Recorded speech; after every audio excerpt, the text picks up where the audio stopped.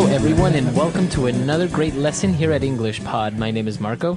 My name is Catherine, and today we've got an upper intermediate level lesson for you all. That's right. We're going to talk a little bit about business, and specifically, we are in a business meeting where we're trying to sell something to someone. That's right. So you're going to hear a lot of talk about chocolate, or in this case, gourmet bonbons. Gourmet bonbons. Bonbons is another word for chocolate candies or candies. Okay, so a bonbon is kind of like round usually, right? Usually, yes. Okay. All right, so let's get started and listen to today's dialogue. We'll be back in a moment.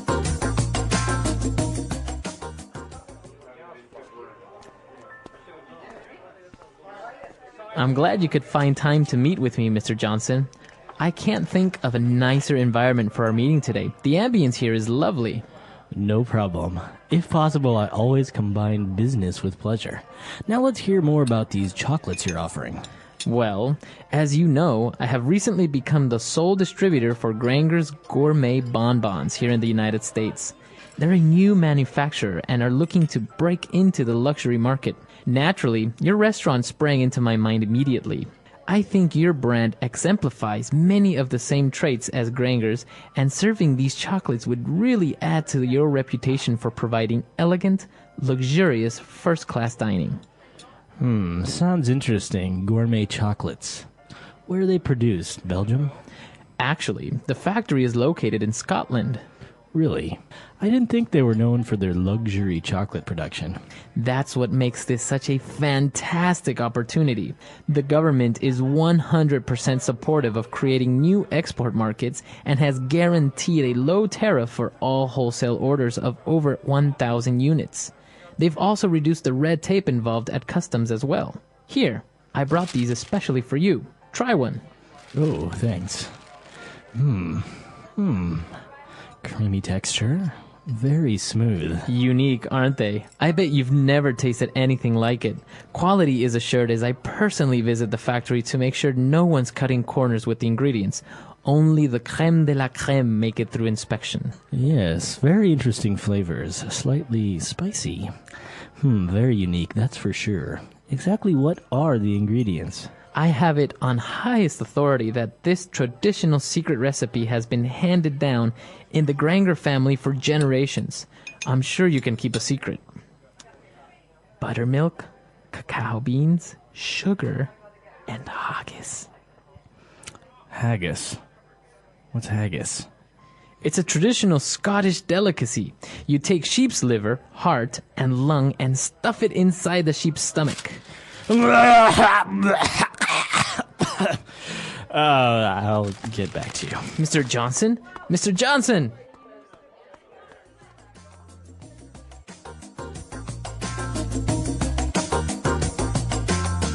All right, we're back. So a lot of interesting vocab there. The guy was trying to convince him about these chocolates, but it turned out to be something a little bit strange, and we'll talk about that in a little while. Before we get into that, why don't we take a look at 7 key words that we have prepared for you today on Language Takeaway. Language takeaway. Okay, so we've divided language takeaway into 2 parts today. The first part is all about business and manufacturing. So what's our first word, Marco? All right, so the guy talked about being the sole distributor for this company called Granger's Gourmet Bonbons. Okay, a distributor. Okay, this is a person or a company, and a distributor is someone who distributes or sells a product, right? Right, so the factory will make them. He will get all these goods from the factory, and then he will be the one that gives it to the different retail stores. So he can have many clients, and he is the main person who you get it from. So obviously they don't get it directly from the factory. Okay, so this person, a distributor or a company, is in the middle of the transaction. On one side, there is the manufacturer, and on the other side, there is the retail market or stores. Exactly. And as you said, that's our second key word today, manufacturer. Okay, manufacturer, again, is a person or company that makes a good. So, for example, a television manufacturer makes TVs. It's like a factory. Exactly. So they manufacture things, they make them. All right. So we've got distributors who are moving goods. We have manufacturers who are making them. But what happens when we want to move a good out of a country? Okay, so that is our third word for today. Usually in customs, we have to pay a tariff for these goods, or a tax. Okay, so a tariff is a special kind of tax that you pay when you are trying to export or send outside of your country goods that you've made in that country.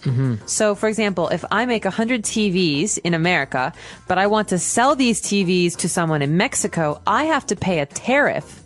I have to pay like $10 to the government.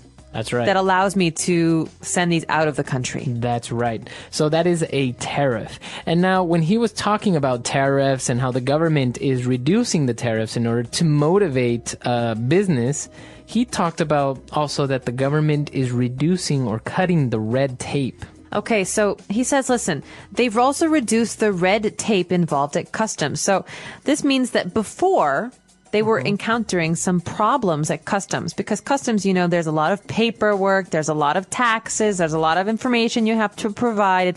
It's a hassle. It's a lot of work. A lot of paperwork. Right. So this kind of paperwork, bureaucracy, this is called red tape in English. For example, I would love to get a visa for my foreign husband. But there's a lot of red tape. There's a lot of work that we have to do. There's a lot of bureaucratic processes that you have to do. All right. So red tape, this means a lot of paperwork, a lot of work that you have to do. Okay. So those are our key words that are related to business.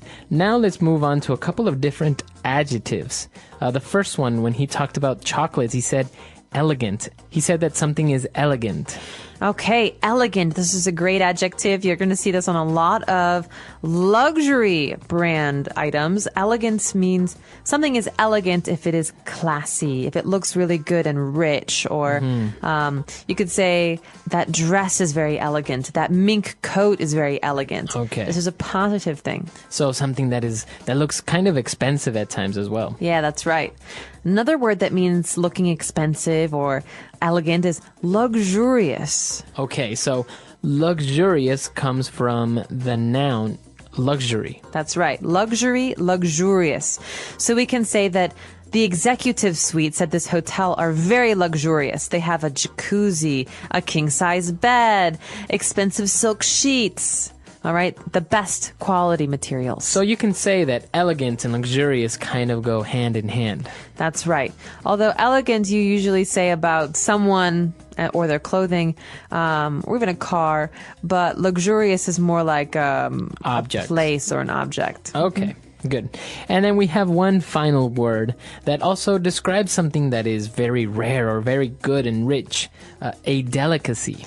Yeah, actually, this one is a noun. It's a thing. So we can say that this is a Scottish delicacy, or what are the delicacies in your country? So delicacy is something that's special. Okay. So, for example, you've told me that in Ecuador there are some interesting food delicacies. Delicacies? Little animals. Yeah, for example, guinea pigs. Well, they're not really a delicacy, although kind of, because guinea pigs are expensive comparatively to chickens, for example. So it is considered to be something that you only eat on special occasions. Right. And in East Asia, many people consider shark's fin soup to be a delicacy. Right. It's a special dish. So we can say that it's usually about food, and it's rare, something that's rare or special, or also can be very expensive. That's right, a delicacy. Okay, so a lot of great, interesting words on language takeaway. Why don't we move on now to Fluency Builder? Fluency Builder. This first phrase is actually something I try to do as often as possible, but it's usually very difficult. I combine business with pleasure. Right, to combine business with pleasure.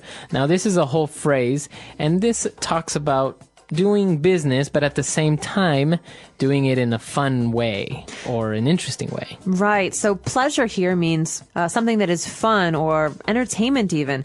So, for example, going out to dinner with your company is a way to combine business with pleasure. All right. Or meeting a client at a bar is combining business with pleasure. So you're Right. combining things that are fun and things that are work related. Right, because you can have a business meeting in a boardroom or in a business or in a meeting room, but if you have the same business meeting at a bar where you're talking and laughing, but also at the same time talking business, then you're combining business with pleasure. That's right. And now for our second phrase, it's more about cheating, right?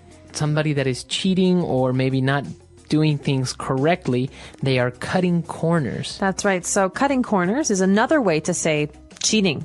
For example, I've seen students cutting corners with their studies. You think about cutting corners, it means that you're not going the long way. You're Right.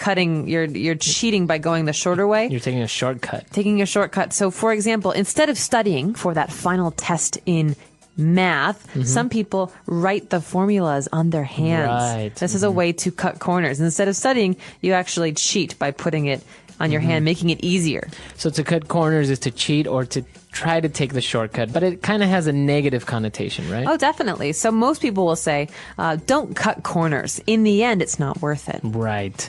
And for our final phrase, we have one that it's in French. So this one is in French, but it's also a very common English phrase. That's why we're going to teach it to you. The crème de la crème. Okay. So literally in translated from French, that means the cream of the cream. Right. But in English, we would say that it's the best of the best. The best of the The best. very top. So that's what this phrase means. The best of the best. The very top. The most excellent. So you could say, Harvard University attracts the crème de la crème of American high school students. Okay, so the very best of American high school students. All right, so that phrase, it's in French, but you can say it in English, right? Like should. fiancé, for example. Fiancé, crème de la crème. These are all words that we've stolen from Right. French and we use in English. So don't worry about how you pronounce it. In English, we just say crème de la crème. Okay, so why don't we listen to this dialogue for the last time, and we'll be back in just a bit.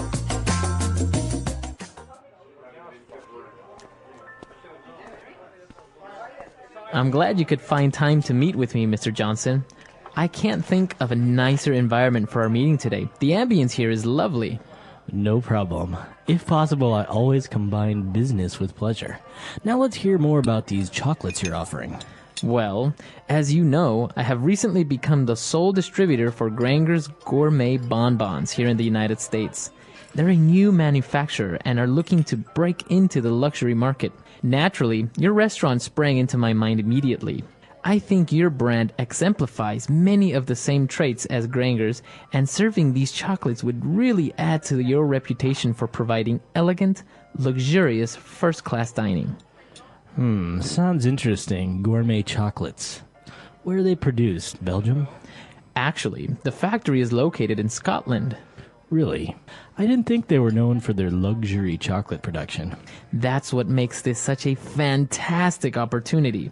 The government is 100% supportive of creating new export markets and has guaranteed a low tariff for all wholesale orders of over 1,000 units. They've also reduced the red tape involved at customs as well. Here, I brought these especially for you. Try one. Oh, thanks. Creamy texture. Very smooth. Unique, aren't they? I bet you've never tasted anything like it. Quality is assured as I personally visit the factory to make sure no one's cutting corners with the ingredients. Only the crème de la crème make it through inspection. Yes, very interesting flavors. Slightly spicy. Very unique, that's for sure. Exactly what are the ingredients? I have it on highest authority that this traditional secret recipe has been handed down in the Granger family for generations. I'm sure you can keep a secret. Buttermilk, cacao beans, sugar, and haggis. Haggis. What's haggis? It's a traditional Scottish delicacy. You take sheep's liver, heart, and lung and stuff it inside the sheep's stomach. I'll get back to you. Mr. Johnson? Mr. Johnson! All right, we're back. So now this Scottish delicacy. What is this haggis? Haggis. Haggis. Okay, haggis. I've never actually eaten it. It does sound pretty disgusting. It's a Scottish delicacy that I think involves stuffing. Like what? What do we hear? Pig liver? Let's see this again. So basically, you take a sheep's liver, a heart, and a lung, and you put it inside the sheep's stomach, and you serve that. So it's And you kind cook of it. Yeah, you cook it like that. You cook it, and so it's like all the insides of a sheep. Yeah. It kind of sounds disgusting, but I'm pretty sure it tastes pretty good. Because it's a probably Scottish tastes delicacy, good. so. Yeah, I don't know. Although I cannot imagine eating it in a chocolate. This is disgusting. I've heard of countries where they take chicken, they stuff it with something, like they have a stuffing, and then they put the chicken inside a goat, and then the goat inside a bigger animal, and then they cook all that together. Oh, wow. And then you have you have this amazing, obviously it's huge. They use these big brick ovens to cook them. But you have this platter with like 3 different types of meats. Oh, wow. We have that in America. Really? It's called a turducken. Turducken. Turkey, ducken, turkey, duck, and chicken. So you have a chicken inside of a duck, which you put inside of a turkey. Turkey, wow. And you bake it. Wow. Yeah. How does it taste? Delicious. Ah, It's a very see? special taste. Yeah. Exactly. So I'm curious to know what your national delicacy is. Do you have a delicacy in your home country? Let us know on EnglishPod.com. We're always curious to talk about food, but we would love to have you practicing on the website and asking any questions that you may have. That's right. So we'll see everyone there. Until next time. Bye. Bye.